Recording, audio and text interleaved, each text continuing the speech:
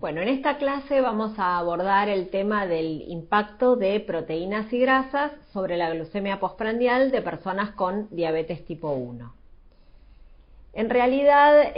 las personas con diabetes tipo 1 vienen manejándose habitualmente con el conteo de hidratos de carbono, pero una de las desventajas que se les está atribuyendo a este método desde hace un tiempo y a raíz de un cuerpo cada vez más creciente de evidencia es que en algunas personas con diabetes tipo 1 el método del conteo puede resultar un método o una estrategia insuficiente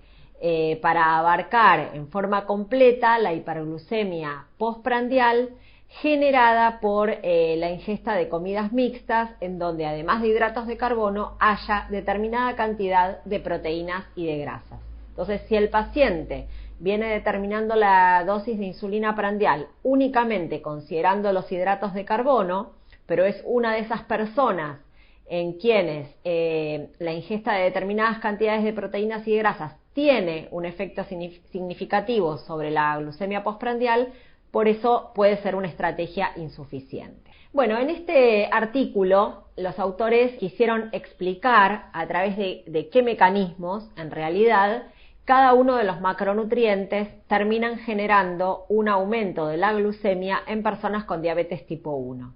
Vamos a ver en el gráfico algunos numeritos, 1, 2, 3 y 4, que serían los puntos en los cuales el aumento de la dosis de insulina sería necesario o por qué el aumento de la dosis de insulina sería necesario. Y vemos también flechas con distinto grosor que lo que hicieron los autores es, según el grosor de la flecha, es la contribución relativa de cada uno de estos mecanismos sobre el aumento de la glucemia. Entonces, empezando por lo que son los hidratos de carbono, nosotros sabemos que su ingesta genera un aumento de la glucemia y, por supuesto, en ese caso la insulina es requerida para metabolizar glucosa. En el caso de las proteínas, sabemos que los aminoácidos derivados de su metabolismo producen un incremento en la secreción de glucagón que a su vez estimula la gluconeogénesis y en ese punto la insulina sería requerida para detener este proceso de gluconeogénesis porque de lo contrario generaría un aumento de la glucemia. Por otro lado, ese incremento del glucagón generado por los aminoácidos estimula la glucogenólisis y en ese caso la insulina sería requerida para detener esa conversión de glucógeno a glucosa, porque de lo contrario se generaría un aumento de la glucemia y también ese glucagón incrementado aumenta la insulinoresistencia, con lo cual también sería necesaria la insulina para contrarrestar esa insulinoresistencia. Por el lado de las grasas sabemos que de su metabolismo se obtienen el glicerol y los ácidos grasos libres. El glicerol es un precursor, o un sustrato para la gluconeogénesis, con lo cual es un mecanismo, la gluconeogénesis, común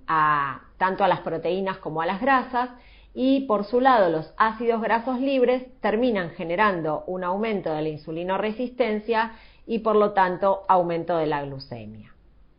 O sea que estos serían los mecanismos que explican por qué la ingesta de proteínas y de grasas puede producir un aumento de la glucemia en personas con diabetes tipo 1. En cuanto a las recomendaciones que hay a propósito de este tema, ya sea por ejemplo por la Asociación Americana de Diabetes a través de los estándares de cuidado médico de este año o de un reporte de consenso publicado en el año 2019,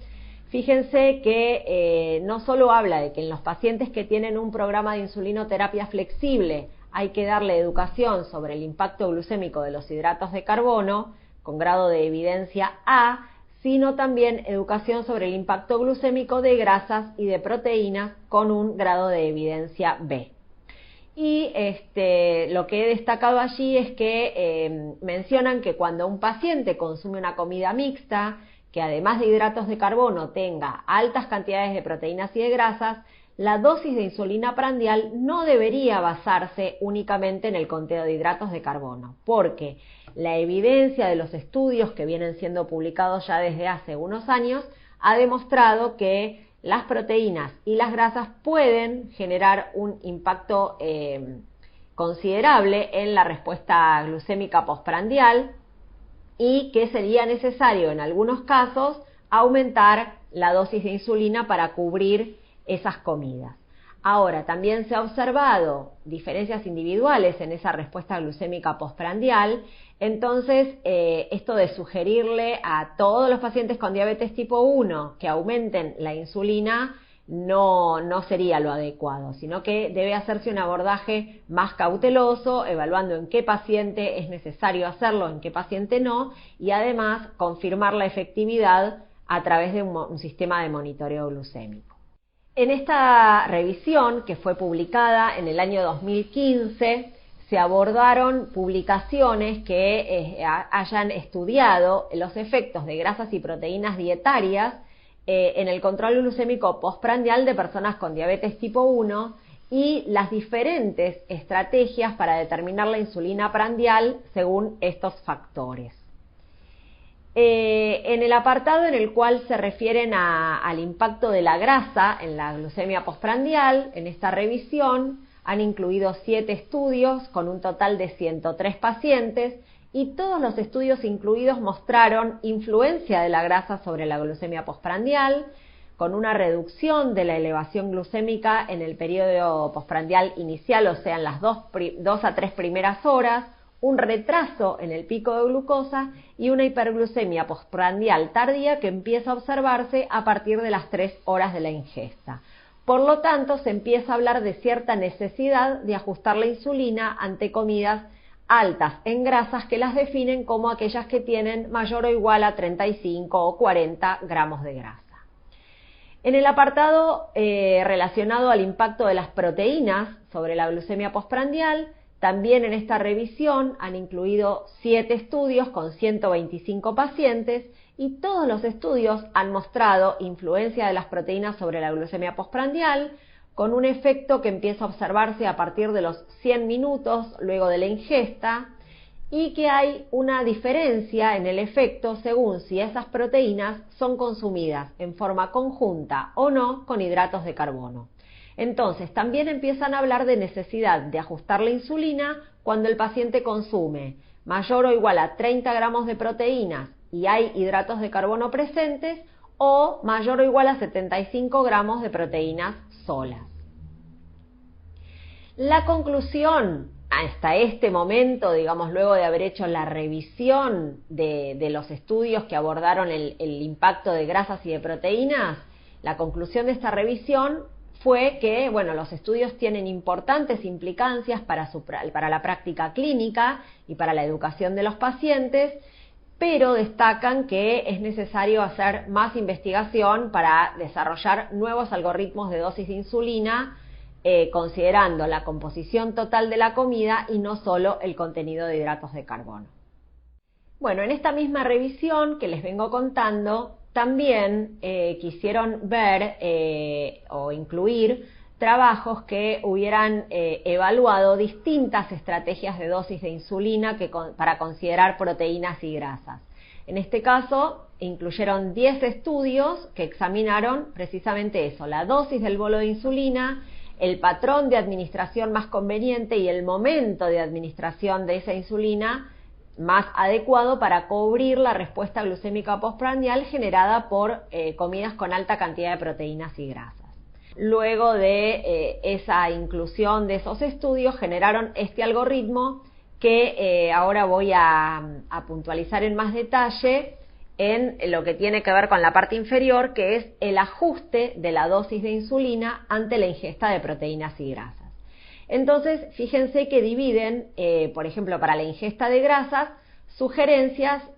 para pacientes que tienen bomba de insulina en la parte superior y para pacientes que están con múltiples dosis de insulina en la parte inferior.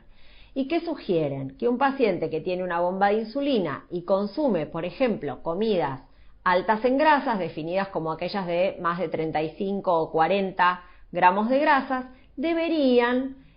aumentar la dosis total de insulina, empezando con un incremento de un 30 a un 35%, y sugieren que ese bolo sea dado en forma de bolo dual, o sea que un 50% de la insulina calculada sea dada en forma, digamos, directa antes de la ingesta y que el otro 50%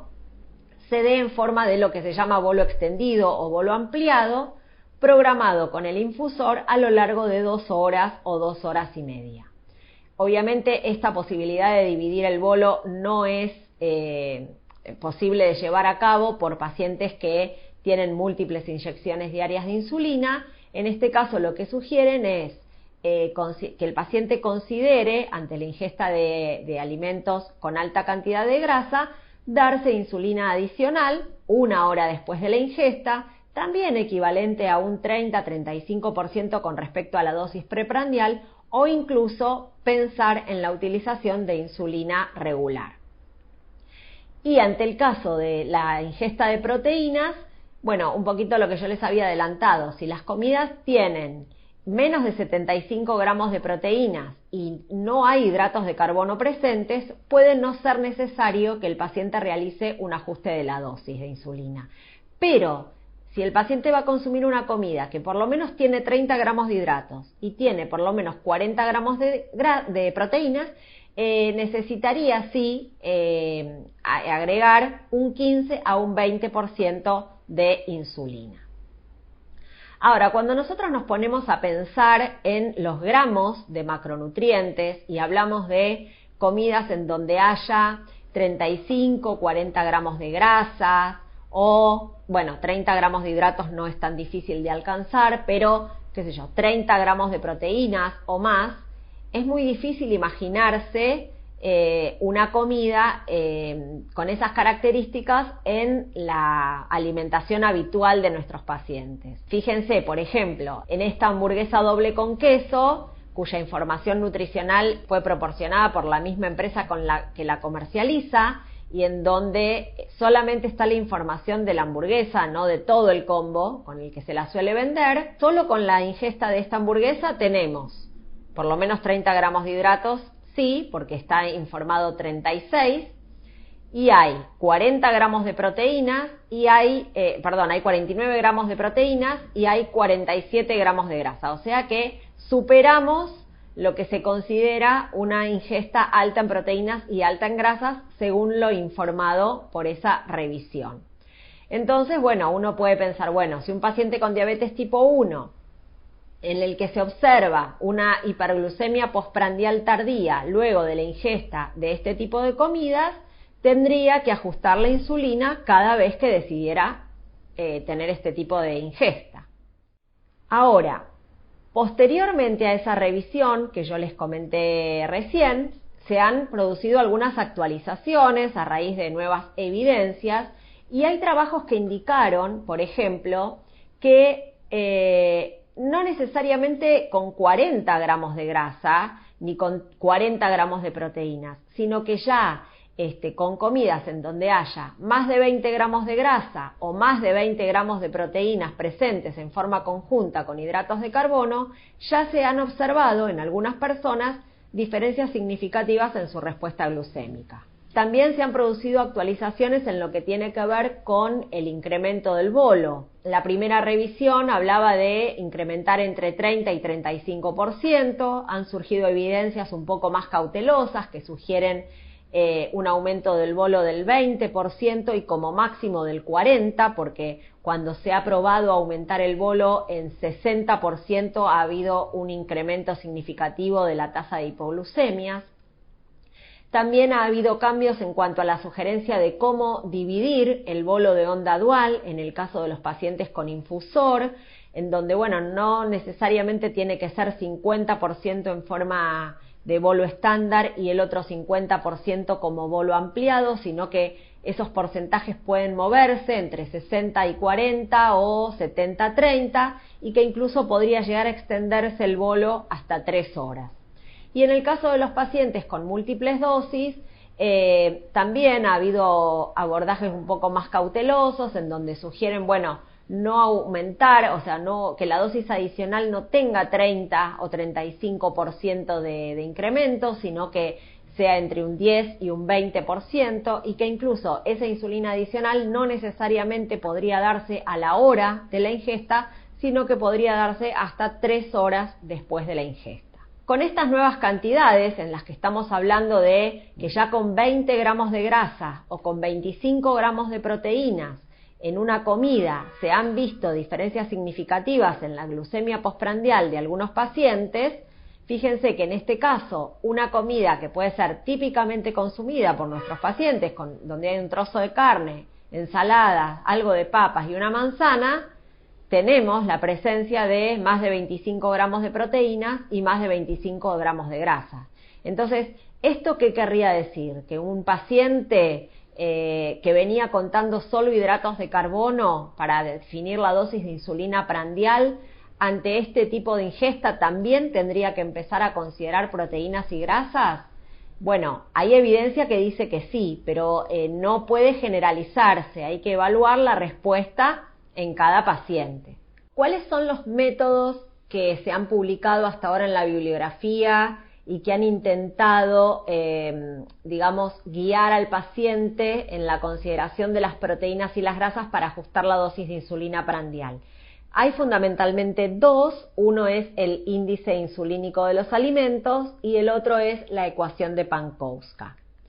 Con respecto al índice insulínico de los alimentos y a la demanda insulínica de los alimentos, son conceptos que remiten un poco al concepto de índice glucémico y carga glucémica, pero en este caso la curva que se observó luego de la ingesta de determinados alimentos no fue la curva glucémica, sino la curva insulinémica en sujetos sanos, por supuesto, ¿no? Entonces, el índice insulínico de los alimentos es una medida de la demanda insulínica que genera un alimento luego de su ingesta en comparación con otro alimento considerado estándar. Y es un valor fijo que no se modifica, aunque se modifique el tamaño de la porción.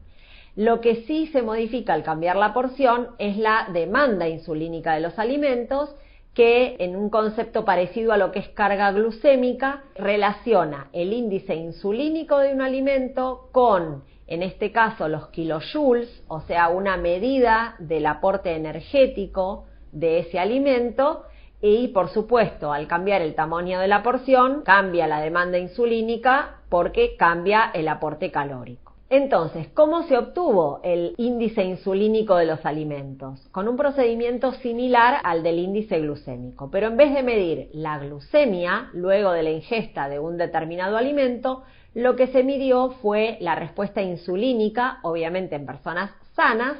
a porciones de alimentos que aportaran 1000 kilojoules o 240 kilocalorías de energía. Y eso se relacionó con un alimento de referencia a través de una fórmula que es similar a la del índice glucémico, con la diferencia, como ya les vengo diciendo, que en vez de medir la glucemia, lo que se midió es la insulina. Y con estas pruebas se elaboró una base de datos que contiene el índice insulínico de 147 alimentos y que constituye el promedio de cada alimento, el promedio obtenido de 10 sujetos para cada alimento. Algunos de los alimentos que están incluidos en esa base de datos, están acá sus imágenes, y fíjense que, por ejemplo, ¿no?, 2 rodajas de ese pan negro que aportan 40 gramos de hidratos y que aportan, en una cantidad que aporta 240 calorías, fíjense que tiene un índice insulínico de 41. Y el yogur, que tiene casi la misma cantidad de hidratos de carbono, tiene un índice insulínico que es del doble. En este caso, 3 ejemplos de alimentos prácticamente que no tienen nada de hidratos de carbono han mostrado una demanda insulínica, o sea, han mostrado secreción de insulina luego de su ingesta y han llegado a generar el índice insulínico de la carne de vaca, de la carne de pollo, de los huevos, que son alimentos que no tienen hidratos de carbono. Supongamos que nosotros queremos decir, bueno, voy a calcular la demanda insulínica de este yogur. Entonces, la fórmula propuesta es multiplicar la energía, o sea, los kilojoules, las calorías. En realidad ellos se manejan con kilojoules, los autores de este sistema, por el índice insulínico de este alimento dividido 1000, y en este caso nosotros tenemos que este yogur, de estos 200 gramos de este yogur, que tiene un índice insulínico de 84 y aporta 770 kilojoules de energía, su demanda insulínica es 65, ¿sí? Y se supone, según los autores de este método, que ese número, ese 65, debería ser el dato a utilizar para que el paciente determine cuánta insulina se debe dar ante la ingesta de este yogur. No está explicado, en realidad, cómo aplicarlo en la práctica, este método. Nosotros podríamos decir, bueno, María o una paciente cualquiera consume este yogur que tiene una demanda insulínica de 65. Si yo asemejo este método con el de conteo de hidratos, yo puedo decir, bueno, ¿cada cuántos demanda insulínica de alimentos María se tiene que dar una unidad de insulina? Bueno, supongamos que yo digo cada 16. Entonces, en este caso, María necesitaría 4 unidades de insulina para cubrir la ingesta de este yogur. Pero esto es un ejemplo que yo pongo para que se entienda el método, pero en realidad no está explicado en ninguna bibliografía cómo se aplica este método y si la forma de establecer la demanda insulínica de los alimentos y su relación con la insulina es igual que en el caso del conteo de hidratos o de qué manera se establece. Así que esta puede ser una de las críticas que se le establece a este sistema, y otras dos críticas no menores pueden ser que, primero, los alimentos que fueron testeados y que están indexados en esa lista de índice insulínico de los alimentos pueden no guardar similitud con los que son habitualmente consumidos por nuestros pacientes, que es también la misma dificultad que tenemos con el índice glucémico. Cuando a veces vamos a chequear y a ver la lista de índice glucémico de alimentos, nos encontramos con alimentos que no se comercializan por ahí en nuestro país, o por el contrario, alimentos que se comercializan acá no tienen calculado el índice glucémico. Bueno, con el índice insulínico nos puede pasar exactamente lo mismo. Y por el otro lado, que el paciente no come alimentos sueltos, el paciente come comidas en donde hay distintos alimentos con distintos índices insulínicos y con distintas demandas insulínicas. Entonces, no está explicada en la bibliografía que propone este sistema cómo hace el paciente para calcular la demanda insulínica ante la ingesta de una comida mixta en donde hay distintos alimentos presentes y con distinta demanda insulínica cada uno. El siguiente sistema, que es el de la ecuación de Pankowska, en realidad es un sistema que fue generado por una escuela polaca, en donde quisieron establecer el algoritmo para calcular la dosis de insulina considerando hidratos de carbono por un lado y proteínas y grasas de los alimentos por otro. Entonces lo que hicieron fue generar lo que se llama la unidad proteína-grasa. O sea, agrupan las calorías aportadas por las proteínas y por las grasas bajo ese concepto de unidad proteína-grasa, y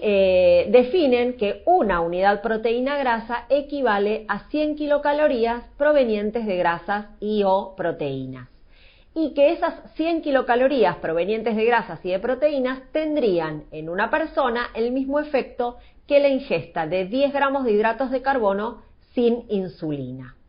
Entonces, ¿cómo proponen el cálculo de la insulina en este caso? Bueno, que estamos hablando en este caso en un paciente con infusor.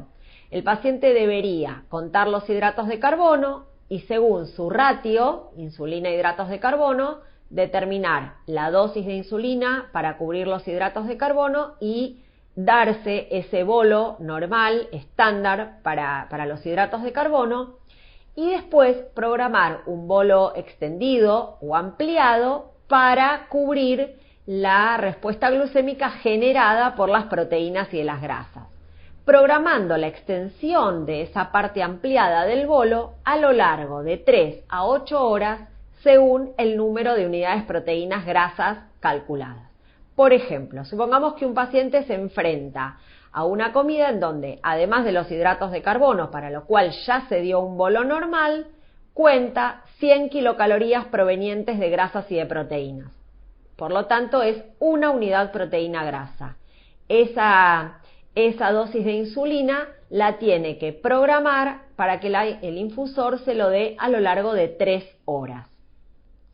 Si el paciente cuenta 200 calorías de proteínas y de grasas, o sea, 2 unidades proteínas grasas, debe extender el bolo a lo largo de 4 horas. Y así sucesivamente. Esta es la propuesta de estos autores. Y acá tenemos un ejemplo aplicado que fue publicado en un artículo de una revista pediátrica, en donde, por ejemplo, este niño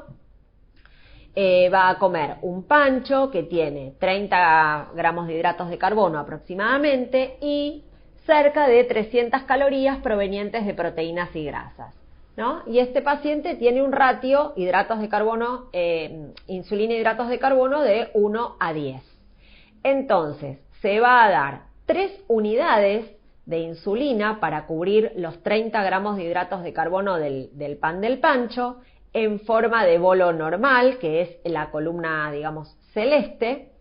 y después se va a dar 3 unidades para cubrir la unidad proteína grasa, porque dijimos que con las calorías provenientes de las proteínas y con las calorías provenientes de las grasas se sumaba aproximadamente 300 kilocalorías. Esas 3 unidades que se da por las 3 unidades proteínas grasas sugieren que sean dadas en forma de bolo ampliado a lo largo de 5 horas. Bueno, ¿cuál es la crítica que se le puede establecer a este método, ¿no? Primero, la dificultad que se agrega al paciente al momento de sentarse a comer, en donde, además de calcular las cantidades, los gramos de hidratos de carbono, tiene que calcular los gramos de proteínas, multiplicar por 4 para obtener calorías provenientes de proteínas, calcular los gramos de grasas y multiplicar por 9 para obtener las kilocalorías provenientes de las grasas, y después sumar las kilocalorías de las proteínas más las kilocalorías de las grasas para determinar a cuántas unidades proteínas grasas corresponden. O sea, es como que el paciente tiene que hacer prácticamente una clase de matemática antes de sentarse a comer. Entonces es poco práctico. Por otro lado, ¿se acuerdan que yo les dije que este método asume que 100 kilocalorías provenientes de proteínas y de grasas tenían el mismo efecto que 10 gramos de hidratos de carbono sin insulina? Lo que pasa es que eso no está explicado si es para todos los pacientes. Igual, porque un paciente que tiene un ratio insulina y hidratos de carbono de 1 a 10, bueno, puede ser que en él sea igual el efecto de 100 kilocalorías provenientes de proteínas y de grasas. Pero en un paciente que tiene otro ratio, que tiene un ratio de 1 a 15 o de 1 a 20, bueno, ¿cómo se calcula en este caso las unidades proteínas grasas? Eso no está explicado, o sea, cada cuántas unidades proteínas grasas se aumenta una unidad de insulina en el caso de los pacientes cuyo ratio no es de 1 a 10. Y además que, como yo les expliqué, este modelo de Pankowska está diseñado para ser aplicado en pacientes con infusor. Pero bueno, ¿cómo haríamos para aplicarlo en un paciente con múltiples dosis de insulina si tiene que programar un bolo ampliado, que la bomba le vaya infundiendo determinada cantidad de dosis de insulina a lo largo, por ejemplo, de 3 horas? En un paciente con una lapicera de insulina es muy difícil. Sin embargo, en esa cita que ustedes ven ahí, han tratado de adaptar el método de Pankowska para un paciente con múltiples dosis de insulina, y lo que sugieren es establecer un ratio, no insulina, hidratos de carbono, sino en este caso unidades, proteínas, grasas, insulina para cada paciente. Ese ratio tendría que ser mayor al 50% del ratio insulina, hidratos de carbono, para evitar hipoglucemias. ¿Esto qué quiere decir? Que si el paciente tiene un ratio insulina, hidratos de carbono de, por ejemplo, 1 a 10, el ratio insulina, unidad proteína, grasas, tendría que ser de 1 a 5, de 1 a 6, 1 a 7, así para arriba. O sea que en este caso, que les estoy citando un paciente con un ratio de 1 a 10, un ratio de insulina e hidratos de carbono de 1 a 10, recién al consumir 500 calorías tendría que considerar una unidad de insulina, ¿no? Recién al consumir 500 calorías, que estamos hablando que son 5 unidades de proteínas grasas. Obviamente, esa cantidad de insulina necesaria para la unidad de proteína grasa se sumaría a la necesaria para los hidratos de carbono. Y después lo que hay que definir en forma individual en cada paciente es cuál es el momento más adecuado de aplicación del bolo para hacer coincidir nuevamente la acción de la insulina con la curva glucémica de ese paciente. Si hay algo que se ha observado en forma constante en todos los estudios que se han dedicado a estos temas, porque la verdad es que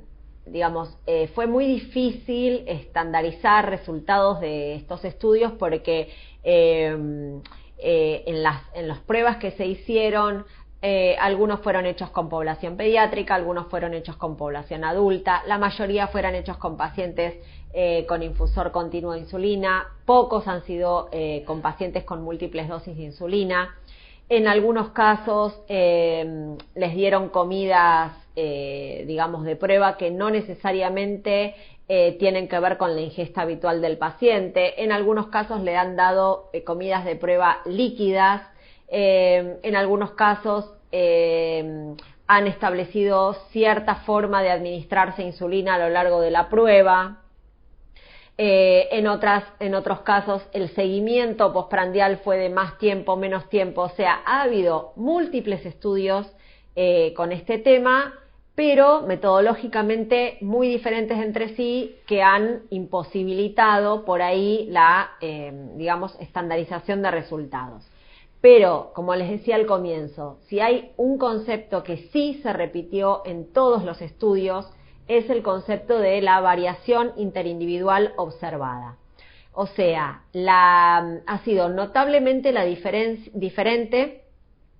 no solo la cantidad de insulina adicional requerida por las distintas personas para hacer frente a las comidas altas en proteínas y altas en grasas, sino que también el patrón de administración de insulina requerido ante este tipo de ingestas ha sido muy variable de una persona a otra. Y entre las múltiples causas que se citan en la bibliografía que pueden explicar esta variación interindividual, y que seguramente puede haber muchas más, pero bueno, podríamos mencionar variables antropométricas propias de cada individuo, obviamente cuestiones genéticas, la antigüedad de la enfermedad, si tiene o no insulinoresistencia, la velocidad de vaciamiento gástrico, el ritmo circadiano, la microbiota, o sea, son todos factores que influyeron en que una persona respondiera de una manera y otra persona respondiera de otra. Por eso, y a modo para ir concluyendo algunos conceptos importantes, si bien yo inicié esta charla hablando de una de las desventajas del conteo de hidratos, la verdad es que el conteo de hidratos sigue siendo el método de referencia para ajustar la dosis prandial de insulina en pacientes con diabetes tipo 1 y sobre todo aquellos que recién se inician en la insulinoterapia intensificada. Ahora, sabemos precisamente que una de las desventajas o una de las limitaciones del método de conteo es que cubre una parte de la respuesta glucémica postprandial, pero en algunas personas, si consumen una comida con determinada cantidad de proteínas o de grasas que generan una respuesta, una hiperglucemia postprandial, más que nada tardía, el conteo de hidratos puede no resultar una estrategia suficiente para abarcar la respuesta glucémica total. Entonces, por eso se viene hablando de la necesidad de agregar insulina adicional para poder contemplar este efecto observado de proteínas y de grasas sobre la glucemia postprandial. Ahora, ¿cuánta insulina? ¿Cuándo dársela? ¿Cómo administrarla? En realidad no se puede generalizar, no hay pautas estandarizadas para todos los pacientes, hay muy poco estudiado en pacientes con múltiples dosis de insulina. Entonces, esto sumado a la alta variación interindividual lleva a esta sugerencia, incluso también mencionada por las pautas de la Asociación Americana de Diabetes, que hay que realizar recomendaciones individualizadas en cada paciente según lo que observamos de las necesidades de cada paciente y un abordaje cauteloso que debe corroborarse luego observando las curvas del monitoreo glucémico. Y esto lo dejé para el final porque creo yo que es hasta lo más importante. Cuando yo les mencionaba el algoritmo que se establecieron los autores de esa revisión, que yo les contaba que fue publicado en el 2015, yo me fui directamente a la segunda parte del algoritmo, que era el ajuste de la dosis de insulina según la ingesta, por ejemplo, de proteínas y de grasas. Pero dejé para esta parte, para el final, la primera parte del algoritmo, porque es, desde mi punto de vista, lo más importante. También, digamos, destacando el rol de la educación alimentaria nutricional en el trabajo con el paciente. O sea, prioritariamente nosotros tenemos que reforzar los principios de alimentación saludable en el paciente y abordar en cada consulta la calidad de su alimentación y sus rutinas de ingesta. Eso es básico. Después habrá que ver de optimizar las tasas basales de insulina, calcularle bien el ratio insulina-hidratos de carbono, ver cuáles son las habilidades que tiene el paciente para hacer el conteo, bueno, y luego evaluar sus perfiles glucémicos y sus registros alimentarios para identificar cuáles son las comidas problemáticas para ese paciente. ¿Cuáles son esas comidas que el paciente, por ahí por tener mayor cantidad de grasa, mayor cantidad de proteínas o un índice glucémico alto, generan hiperglucemia postprandial? Y una vez que identificamos cuáles son esas comidas, e incluso vemos en el registro alimentario del paciente la porción que consume de esas comidas o la frecuencia con la cual consume, no nos tenemos que ir directamente a ajustarle la dosis de insulina, sino que primero hay que hacer un consejo nutricional proponiéndole alternativas más saludables, proponiéndole alternativas más bajas en grasas, con un aporte proteico más controlado, de menor índice glucémico, para la ingesta diaria, para la ingesta cotidiana, para la ingesta regular. Y después, si alguna de esas comidas es de consumo eventual, bueno, es importante que el paciente sepa en esas comidas eventuales, no tan saludables, más altas en grasas o de un índice glucémico mayor, cómo ajustar la insulina para evitar una hiperglucemia postprandial muy marcada.